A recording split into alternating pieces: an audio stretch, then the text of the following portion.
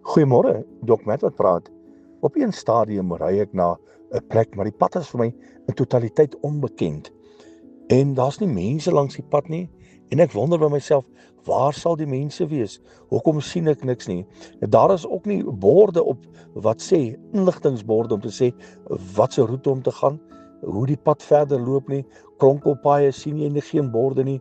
En op een stadium, toe sien ek maar nou raak die pad klaar. En skielik is daar nie meer pad nie. Is net bosse en bome voor my en hierdie pad het doodgeloop. En nou weet ek kan nie verder gaan nie. Nou is ek gestrand, nou moet ek omdraai, 'n U-draai maak en teruggaan. En nou besef ek, die pad het my heeltemal mislei sonder al die tekens wat normaalweg daar is om vir jou rigting aan te wys. En baie keer is dit so dat ons in ons lewens by 'n doodloopstraat kom en dan sê ons, ek weet nou nie of ek moet omdraai, ek weet nie hoe ek hier deur gaan kom nie. En dit is mos altyd die ding wat ons uiter, ek gaan hier nooit kan deurkom nie. Ek gaan nooit aan die ander kant kom nie. Ek gaan nooit tot oorwinning toe kom nie. Maar ek kan nie verseker, Jesus dra jou deur. Jesus gee jou krag.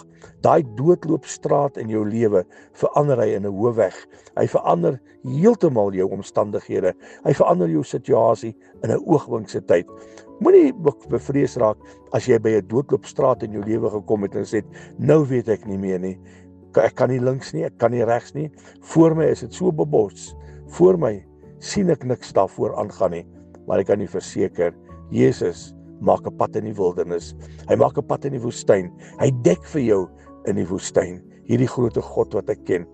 Moenie by 'n doodloopstraat sit nie, maar vertrou Jesus om jou deur te dra. Herlewingsgroete.